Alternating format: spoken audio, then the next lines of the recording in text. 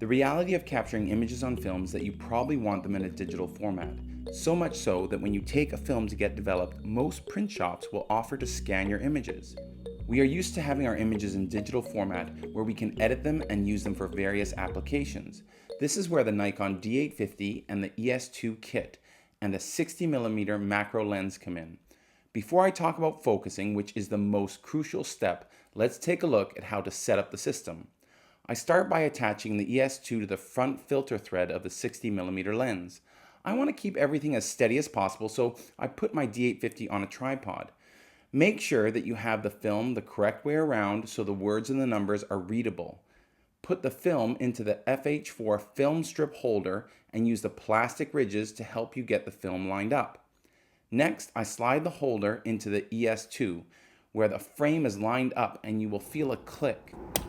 Turn on the D850 and press the Live View button.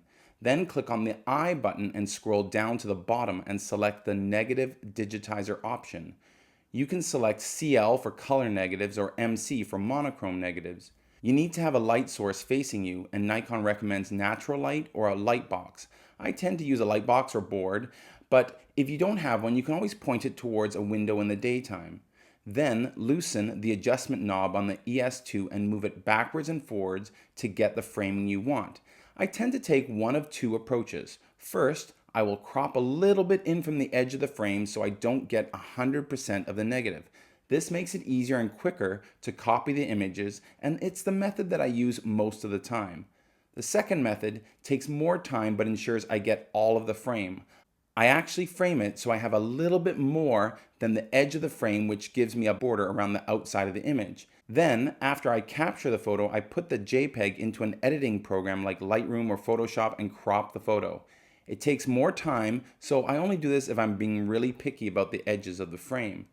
You need to manually focus the lens, and when you do this, it can affect your framing, so you might have to readjust the knob on the top of the ES-2. When it comes to focusing, I highly recommend zooming as much as you can into part of the photo.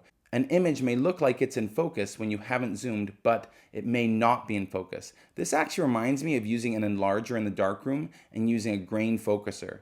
You don't have to zoom into part of an image that is in focus because you can see the grain. I focus back and forth and you can see the grain of an image come into focus.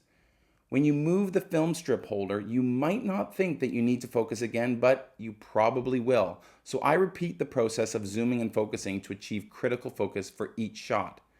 Zooming to focus is probably the most important step in successfully digitizing your images. In terms of exposure, you can adjust the aperture and the ISO, and the D850 will adjust the shutter speed. I tend to keep my ISO at 100. Nikon doesn't actually give recommendations for what aperture to use.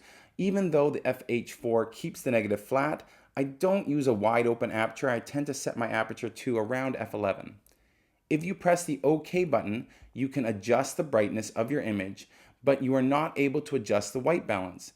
It is good to know that you are only able to capture JPEG images. You can't capture raw images while in the negative digitizer mode.